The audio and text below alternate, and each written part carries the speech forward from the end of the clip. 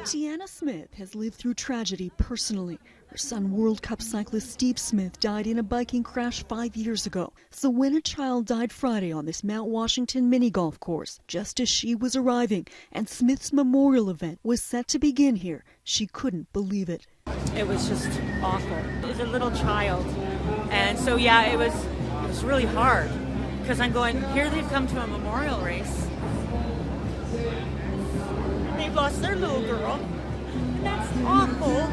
The incident happened Friday evening as hundreds of cyclists and their families converged on Mount Washington Alpine Resort for the Steve Smith Memorial Classic, dedicated to the Nanaimo man who was one of the best in the world. He actually got me into it, so that's when I bought my first bike. It had happened just as I came down the chairlift, and someone come running over that I know, and they told me what's going on, and it's like, no, this can't be. And so there was ambulances all over. A 3-year-old girl was playing mini golf with her brother and her parents when a rock fell from above, struck her and knocked her unconscious. According to Mount Washington, life-saving measures were undertaken by staff and first responders, and the tiny girl was rushed away by medevac helicopter, but she died. Saturday, the mini golf course was taped off and closed.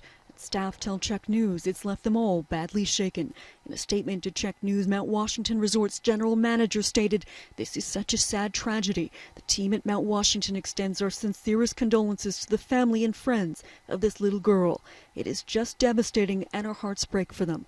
I'd like to thank the first responders and our dedicated staff for their efforts in this unfortunate situation." Smith is also sending her condolences to the family, acutely aware of the pain they must be feeling. Those parents, that's why I kept thinking about knowing what they're going to go through, which nobody deserves that.